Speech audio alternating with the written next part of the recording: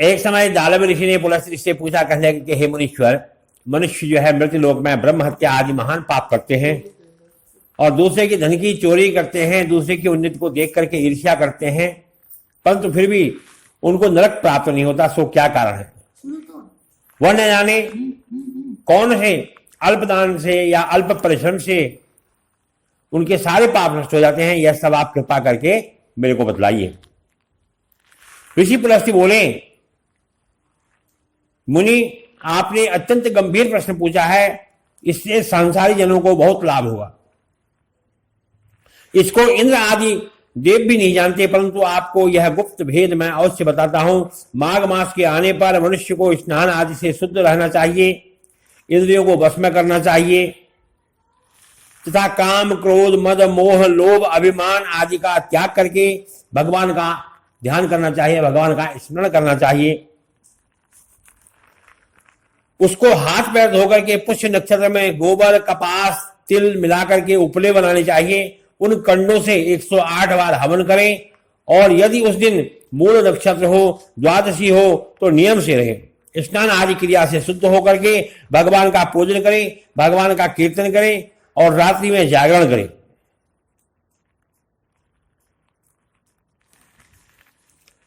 हवन करें और दूसरे दिन धूप दीप नैवेद्य से भगवान की पूजा करके खिचड़ी का भोग लगाना चाहिए और उस दिन कृष्ण भगवान का पूजन करना चाहिए।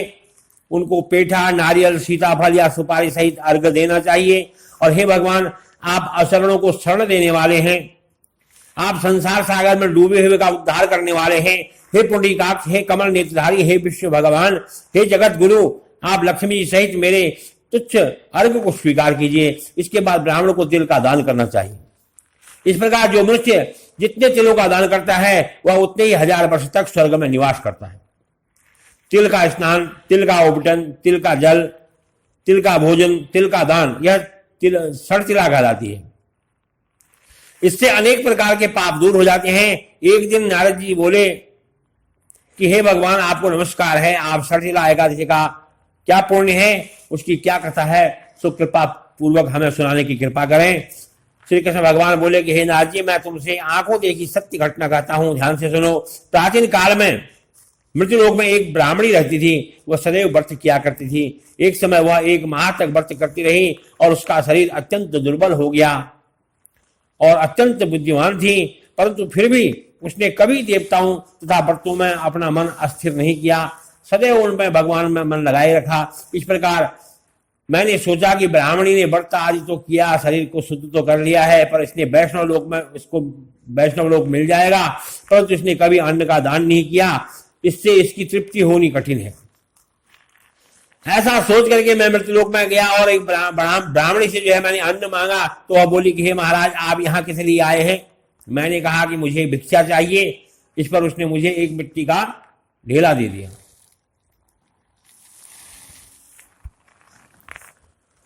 मैं उसको लेकर के स्वर्ग में लौट आया। कुछ समय बाद वह ब्राह्मणी का शरीर त्याग दिया, ब्राह्मणी का मृत्यु हो गई और मृत्यु दंड के प्रभाव से उसे उस जगह एक आम का वृक्ष सहित एक घर मिला, परंतु उस घर में कोई वस्तु नहीं थी, वस्तु से शून्य था। वह घबराई हुई मेरे पास आई और कहने लगी कि हे भगवान, मैंने आपके इतने व्रत किए, इतनी पूजा की, परंतु फिर भी मेरा घर वस्तु से रहित है। मैंने कहा, पहले तुम अपने घर जाओ, देव स्त्रियां तुम्हें देखने आएंगी। जब तुमसे वो षटतिला आएगा, उनसे जब तुम षटतिला आएगा इसका पुण्य और विधि सुन लो, तब ही द्वार खोलना।